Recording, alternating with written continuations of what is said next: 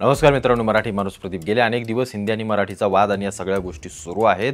पण या सगळ्या गोष्टींच्या दरम्यान राज ठाकरे आणि उद्धव ठाकरे एकत्र आले आणि त्यातून या सगळ्या गोष्टी बाहेर आल्या. पण या सर्वांना, या राज ठाकरे आणि उद्धव ठाकरेंना जड जाते ती हिंदी भाषा आणि हिंदी भाषिक, हिंदी नेते आणि हिंदी सगळे लोक. आता अनेक जण मला म्हणतील की तू तर काय त्यांच्या अगदी विरोधातच बोलतोस, पण या बाबतीत थोडासा विचार करावा लागेल. कारण जसे ते एकवटलेत, जशी ते एकजूट दाखवत आहेत की आम्ही हिंदीच्या बोलू, म्हणजे आम्ही हिंदीचा आम्हाला अभिमान आहे, मराठीची आम्हाला गरज नाही, या सगळ्या गोष्टी ज्या त्यांच्या दिसत आहेत ना, म्हणजे जुनं भाषण काही राज ठाकरेंची काढून आठवली तर त्यांचे काही मुद्दे अत्यंत महत्त्वाचे होते की हे जसे जसे येत जातील तसा तसा यांचा आत्मविश्वास वाढत जाईल आणि तसे तसे हे लोक बळकट होत जातील. पण ही झाली एक बाजू जी राज ठाकरे सांगतात, पण त्यांना त्याच्या मागच्या दुसऱ्या अनेक बाजू माहिती नाहीत. त्या माहिती असायला हव्या, त्याशिवाय या मुद्द्याला हात घालणं आणि त्याच्यावरती राजकारण करणं काही गरजेचं नाही आहे. तुम्ही अनेक जण व्हिडिओ वेगवेगळ्या ह्याच्यातल्या पाहत असाल या हिंदी भाषकांच्या, त्यांची मराठीच्या या मुद्द्यावरती रिॲक्शन काय आहे काय नाही आहे. तशीच मला एक व्हिडिओ सापडली भेंडी बाजारमधली, जसं आपल्या मुंबईच्या सगळ्या गोष्टी तुम्हाला माहिती आहे, ते काय सांगायची गरज नाही आहे. त्या भेंडी बाजारमधल्या व्हिडिओ सांगितले आणि ते टोपीवाले जे काही सांगतात की आम्ही मराठी बोलणार नाही, कोणाच्या दम आहे, कुणी काय करो, ते व्हिडिओ मी तुम्हाला शेवटी दाखवेनच. पण सगळ्यात महत्त्वाच्या मुद्द्याकडे येऊया की आम्ही मराठी भाषा भाषा भाषा करून आम्ही जी काही पोकळ सगळ्या गोष्टी दाखवतोय त्या कितपत टिकणार आहेत. ते राजकारण झाले की ते संपून जाणार आहे, लक्षात ठेवा. पण मराठी माणूस जर आतून भक्कम व्हायचं असेल तर त्याला काय करावं लागेल ही गोष्ट पहिली लक्षात घ्या. यांच्या हिंमत का होते यांची, हे तिकडून आले. अरे हे तुम्ही आता मुसलमान तुम्ही सांगता नाही, भेंडी बाजार आणि बाकीचे अर्धे सगळे मुसलमान, हे आजमगड प्रतापगड तिकडे UP बिहारवरूनच सगळे इकडे आलेले आहेत. हे सगळे इथं तिथूनच आलेले आहेत. म्हणजे तेही भैयेच आहेत, ते UP बिहारचे भैयेच म्हणावे लागतील त्यांना. पण ती सगळी लोक इथं येऊन करतायत तो उद्योगधंदा, घुसतायत. ते सगळे आपापल्या लोकांना एकमेकांना मोठं करतायत आणि ते एकमेकांच्या साहाय्याने प्रत्येक क्षेत्रामध्ये घुसतायत. आपला मराठी माणूस करतोय का याचा विचार पहिला आपण केला पाहिजे. मी तुम्हाला जसं मागं सांगितलं, भाषा संपवू शकत नाही. राज ठाकरे गेले किंवा राज ठाकरे नाहीत म्हणून मराठी भाषा लगेच संपेल उद्या, असं होणार नाही, एवढं फक्त लक्षात घ्या. पण मराठी माणूस आपल्याला आधी भक्कम करावं लागेल. एक गोष्ट तुम्हाला सांगू का, उदाहरण घ्या. एखाद्या मुंबईतला किंवा तुमच्या एखाद्या सगळ्या ह्याच्यातला एखादा गुजराती माणूस असेल, तो जर उद्योगधंद्यामध्ये मोठा झाला तर तो फक्त पैशाने मोठा होत नाही, तर तो आपोआप, आपण काय म्हणतो, अरे तो गुजराती मोठा झाला. तसंच आपली मराठी माणसं जेव्हा मोठी होतील तेव्हा आपसुकच आपल्या मराठीची भाषा, आपली मराठी संस्कृती, आपली परंपरा, सगळ्या गोष्टी आपोआप त्या समाजामध्ये मोठ्या होत असतात. आता कसं झालं आहे, गुजराती, मारवाडी, हे भैये बिये हे सगळे उद्योगधंद्यांमध्ये उतरले. त्याच्यामुळे आपला मराठी माणूस जरी तिथे गेला तरी तो नामुष्कीने हिंदीच बोलतो, कारण ती सगळं ते त्यांनी जामच करून टाकलं आहे. पण तिथंच उलटं जर करून बघितलं तुम्ही की मराठी माणूस जर त्या उद्योगधंद्यांमध्ये आणि बाहेरचा जर एखादा गुजराती, मारवाडी तिथं आला तर झक मारून त्याला मराठी बोलावीच लागली असती. हे सगळ्यात महत्त्वाची गोष्ट लक्षात घ्या. आपल्या पोरांना आपण किती मराठी शाळांमध्ये टाकतोय, विषय इथनं सुरू होतोय. अर्ध्या सगळ्या गुजराती, मारवाड्यांच्या, बाहेरच्यांच्या सगळ्यांच्या शाळा या, हे ट्रस्टी बिष्टी सगळे हे लोक, आपली पोरं आपण त्यांच्या शाळांमध्ये टाकतोय आणि आपण मराठीच्या गप्पा मारतोय. हे कित्येक किलोमीटरवरून इकडे येत आहेत, आपल्या गावाखेड्यातल्या चांगल्या चांगल्या सुपीक चांगल्या जमिनी घेत आहेत, आपली मराठी माणसं त्यांना विकून टाकतायत आणि मग आम्ही बोंबलत बसतोय की मराठी माणसाची अवस्था काय. केली गुणी, प्रश्न इथून सुरू होतो ना, केली गुणी. तुमच्या जर एखाद्या सोसायटीच्या बाहेर जर एखादा भैया भाजी विकत असेल मराठी सोसायटीच्या बाहेर, तर आम्ही हा विचार का नाही करू शकत की नाही तिथं आपला मराठी माणूस भाजी विकायला पाहिजे.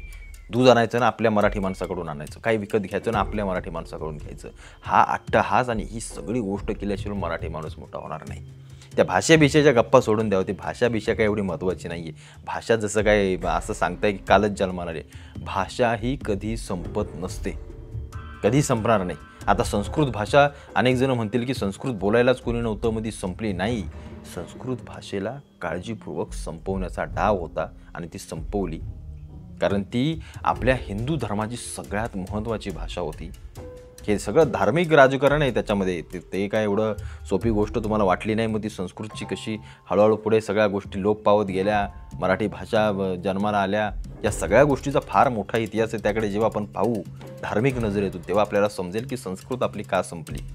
आणि ती अवघड असल्या कारणाने आता त्याच्यावरती विषय बोलण्यासारखं खूप आहे. मी देखील याचा अभ्यास केला तेव्हा मला समजलं की नक्की संस्कृत भाषा कशी संपली. पण मराठी भाषा तसं होणार नाही, कारण मराठी भाषा ही बोली भाषा आहे. ती अत्यंत सहजपणे बोलता येणारी भाषा आहे. पण संस्कृत भाषा थोडी अवघड जाते, मग तिचा सोपी भाषा केली, या सगळ्या गोष्टी आहेत त्या बाकीच्या सोडून द्या. एवढ्या महत्त्वाच्या मुद्द्यांवरती त्या राज ठाकरेंच्या आपल्याला करायचं असेल तर सगळ्या गोष्टी भक्कम करायच्या असेल, मराठी माणसाला उभं करायचं असेल तर आपल्याला आधी त्यांच्या पोटापाण्याचा प्रश्न बघावा लागेल. जर तुमच्या एखाद्या एरियामध्ये जर 10 मिठाईवाले जर कोणते मारवाडी बिरवाडी असतील तर तिथं आपण 2 मिठाईवाले आपले मराठी उभे करू शकतो का, याचा विचार आपण पहिल्यांदा केला पाहिजे. टक्कर देता आली पाहिजे त्यांना, त्यांच्या हातातलं काम आपल्याला खेचून घेता आलं पाहिजे. तेव्हाच मराठी माणसाची समृद्धी होईल. जो समाज जो कुठलं राज्य किंवा जो कोणता देश किंवा काहीही समजा तुम्ही, पैसा आर्थिक बाजूतून जो मोठा असतो तोच त्याची संस्कृती टिकवू शकतो, तोच त्याचं अस्तित्व टिकवू शकतो आणि तोच त्याची भाषा आणि त्याच्या सगळ्या गोष्टी टिकवू शकतो. एवढं लक्षात ठेवा. जो समाज आर्थिकदृष्ट्या कमकुवत आहे ना, तो समाज काहीही करू शकत नाही. त्यानं कितीही आंदोलनं करून, कितीही मारपीट करून, काहीही करू, त्याच्यावर बाकीचे सगळे वरचढच होणार, हे लक्षात घ्या. त्याच्यामुळं आर्थिकदृष्ट्या सध्याच्या काळामध्ये जो समाज मोठा असेल तोच काहीतरी करू शकतो. त्या गुजरात्या मारवाड्यांनी करोडो रुपये कमवत आहेत. आपली मराठी माणसं आपण त्यांच्या मागे वाहत चाललो आहे. का नाही या सगळ्या गोष्टी बदलत? हे राजकारणी तुम्हाला सांगतायत का? हे राजकारणी तुमच्यासाठी काय करतायत का? याचा विचार करा. यांच्या मागे जाण्यात आणि यांच्या मागे झेंडे घेण्यात आणि या सगळ्या गोष्टी करण्यात काहीही अर्थ नाही आहे. मला सरळ कळतं मराठी टिकवायची असेल तर त्याला मुळापासून सगळ्यात महत्त्वाची गोष्ट शोधली पाहिजे. सगळ्यात पहिली गोष्ट कुठली कराल तर मराठी शाळांमध्ये तुमच्या मुलांना शिकवा. आज असे कित्येक मुले साधं त्यांना मराठी बोलता येत नाही, याच्यासारखी लाजिरवाणी गोष्ट नाही. आणि त्याचा बाप आणि त्याची बया व्हॉट्सअपला स्टेटस ठेवते, आम्ही मराठी असल्याचा आम्हाला गर्व आहे, आणि त्याच्या पोराला साधं मराठी बोलता येत नाही. आम्हाला आमच्या ग्रामीण संस्कृतीची लाज वाटते. मराठी टिकले कुठं? ग्रामीण भागामध्ये. शहरी भागात काय आहे? इंग्रजी नाहीतर हिंदी, या सगळ्या गोष्टी. मराठी माणसांचं मी तुम्हाला सांगतोय. त्यामुळे कुठं टिकणार आहे मराठी भाषा? या कॉन्व्हेंटच्या शाळा बंद करा, या पादऱ्यांच्या शाळेमध्ये टाकायचं बंद करा. आपल्या मुलांना आपल्या मराठी शाळांमध्ये टाका, गुरुकुलांमध्ये टाका. त्यांना आपल्या संस्कृतीचं, हिंदू संस्कृतीचं त्यांना सगळ्या गोष्टी समजू द्या. तेव्हाच आपली भाषा टिकेल, मराठी भाषा टिकेल. कारण भाषेची आणि संस्कृतीची गोडी शिक्षणातून मिळते, ते सगळ्यात महत्त्वाचे. या नेत्यांची पोरं कुठं शिकली जरा काढून बघा. हे सगळे इंग्रजी शाळेत शिकणार, कुठल्या फ्रेंच शिकणार, जर्मन शिकणार, इकडे तिकडे जाऊन शिकणार, आणि हे सांगतात मराठीच्या गोष्टी. यांना वाटते मराठीविषयी प्रेम. हे सगळं राजकारणासाठी थोतांड आहे, काही त्याच्यामध्ये तथ्य नाही आहे. ते बरोबर ते म्हातारं म्हणलं ना की भेंडी बाजारमध्ये येऊन एखाद्या मुसलमानाची गच्चांडी धरून फक्त मराठी बोलवून घ्या, तुम्हाला दाखवतो आम्ही. का नाही होऊ शकत? जो कमकुवत आहे त्याच्यावरती हात उगारला जातो. पण या सगळ्या गोष्टी बदलायच्या असतील तर फक्त निवडणुकीपुरतं विषय काढून तो पुन्हा शांत करून 4-5 जणांना मारून तोडून या सगळ्या गोष्टी होणार नाहीत. त्याच्यासाठी मुळापासून जावं लागेल.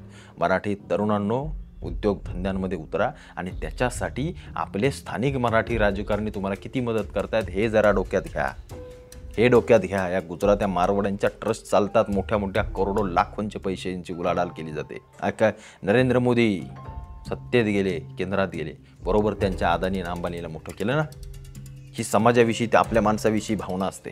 आपल्या नेत्यांनी काय केलं? तुम्हाला त्याला सतरंजानी झेंडेच घेऊन फिरायला लावलं फक्त, बाकी काही नाही. तुमचा विकास कसला झाला नाही आहे मराठी माणसाचा. त्यामुळं या सगळ्या गोष्टी महत्त्वाच्या आहेत, समजून घ्या. भाषा आपण करत राहिलो तर हे भाषेच्या आणि या सगळ्या गोष्टीच्या नावाखाली आर्थिक बाजूने मोठे होतील आणि तुम्ही कमकुवत आले, एवढे लक्षात ठेवा. आज हातावर मोजण्या इतकी मराठी माणसं आहेत, हातावर मोजण्या इतकी, की जे आर्थिकदृष्ट्या व्यवस्थित नाही तर बाकी सगळे मध्यमवर्गीय आणि सगळा गरीब समाज आपला मराठी समाज आहे.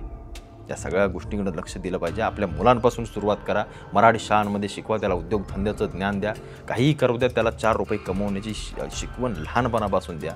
हे सगळे झिंझिन भिंजी आहेत ना, हे प्रेम, लफडा, लव आणि फालतू गोष्टींच्या मागे पळून जे काही बर्बाद होत चाललेत आपली पोरं, त्यांना बाजूला आणून त्यांना आर्थिक साम्राज्य कसं उभं करायचं हे शिकवा.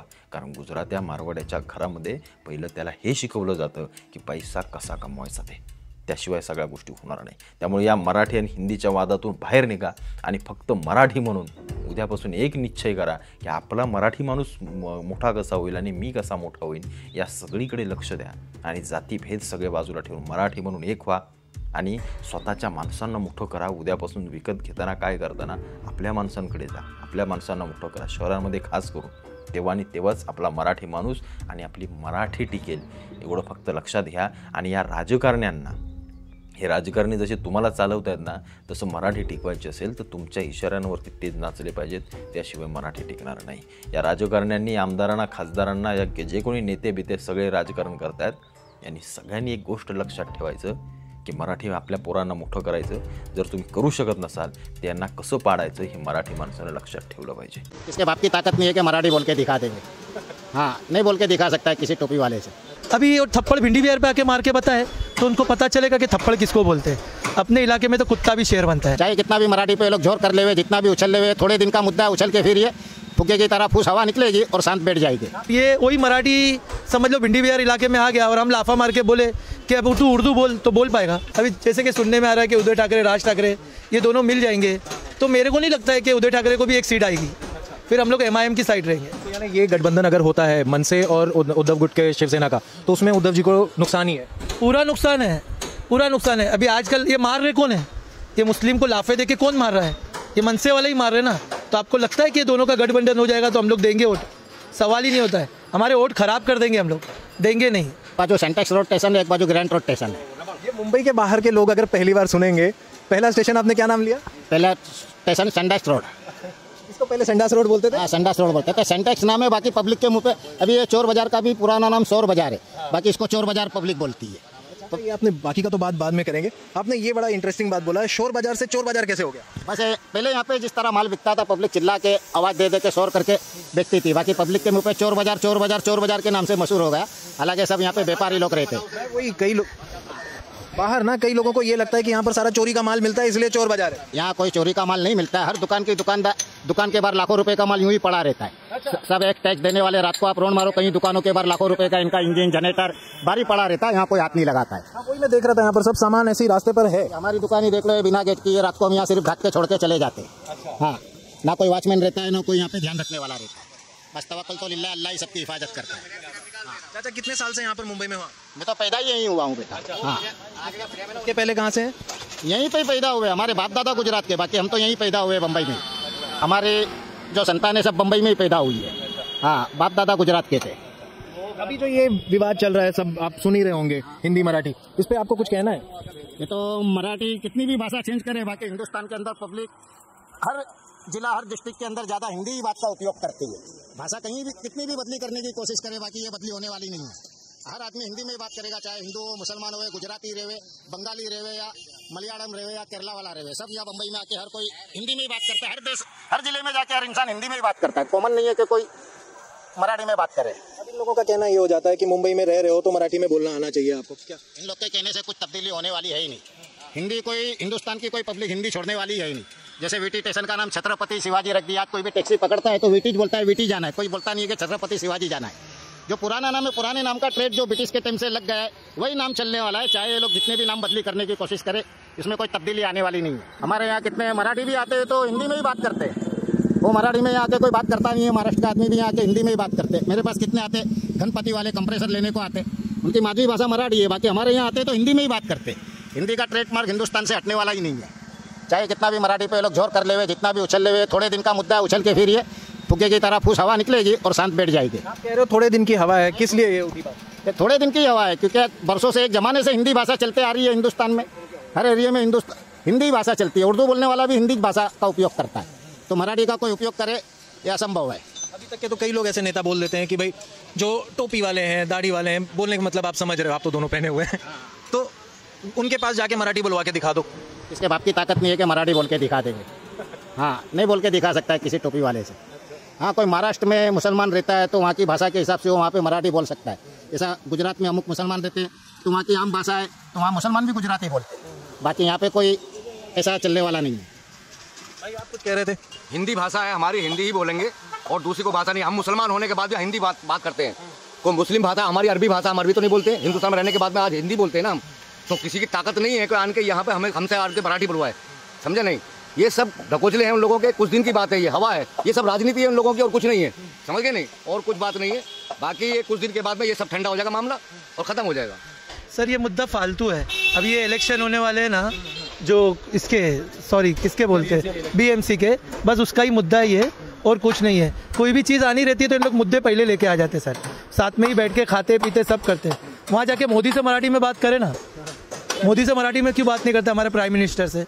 आप उनको बोलो ना कि भाई आपको मुंबई में रहना है, महाराष्ट्र में रहना है, तो आपको मराठी में बात करनी पड़ेगी। कोई रूल नहीं है सर मराठी में बात करने का। ये डेमोक्रेसी देश है और हम आज़ाद है, जिसको जो भाषा आती है वो भाषा में बात करेगा। तो ये तो गलत है ना। अभी ये थप्पड़ भिंडी बिहार पे आके मार के बताएं तो उनको पता चलेगा कि थप्पड़ किसको बोलते हैं। अपने इलाके में तो कुत्ता भी शेर बनता है। अब कोई गरीब को लाफा मार के बोलोगे कि मराठी बोल, और ये वही मराठी समझ लो भिंडी बिहार इलाके में आ गया और हम लाफा मार के बोले कि अब तू उर्दू बोल, तो बोल पाएगा? ये तो गलत है सर। ये मतलब हम डेमोक्रेसी देश में रहते हैं और हमको फुल आज़ादी है, हमको जो बोलना है बोलेंगे। ऐसा नहीं आप प्यार से बोलोगे कि मराठी बोल तो कोई